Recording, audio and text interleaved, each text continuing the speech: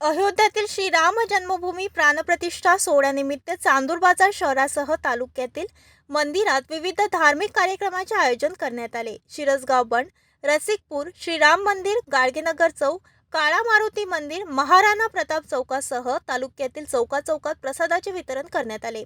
तर श्री दूध डेअरी व कन्हैया गृह उद्योग यांच्या संयुक्त विद्यमानाने किटुकली दाम्पत्यांनी श्रीरामाच्या प्रतिमेचे पूजन करून 180 लिटर मसाला दुधाचे वितरण केले। तर शहर व तालुक्यात दिवाळीप्रमाणे सर्व दूर फटाक्याची आतिषबाजी करण्यात आली। हनुमान क्रीडा सांस्कृतिक मंडळ, व्यायाम मंडळ व बजरंग दल यांनी संयुक्तपणे सुंदर काकड्याचे आयोजन केले।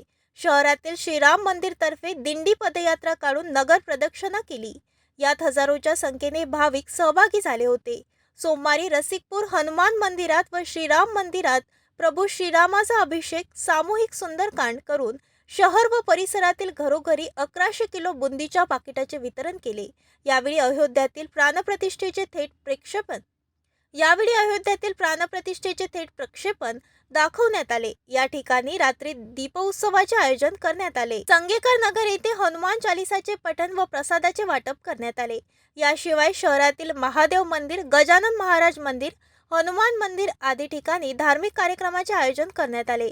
ग्रामीण भागातील शिरसगाव बंड येथे माजी मंत्री वसुधाताई देशमुख यांनी उभारलेल्या श्रीराम मंदिरातून सायंकाळी 5 वाजता श्रीरामाच्या प्रतिमेसह गावातून भव्य मिरवणूक काढण्यात आली। त्याचा समारोप श्रीराम मंदिरात वसुधाताईंनी स्वतः आरतीत सहभाग घेऊन शेकडो भाविकांना प्रसादाचे वितरण केले। तसेच ग्रामीण परिसरातील माधान, फुबगाव, सराफाबाद, निंभोरा, कोंडवर्धा, हिरोरपूर्णा, कुरळपूर्णा, देऊरवाडा, ब्राह्मणवाडा, थडी, घाटलाडकी, शिरसगाव कसबा, आसेगावसह तालुक्यातील 66 ग्रामपंचायत अंतर्गत येणाऱ्या सर्वच गावखेड्यात सर्वत्र दिवाळी सारखा उत्सव पाहायला मिळाला।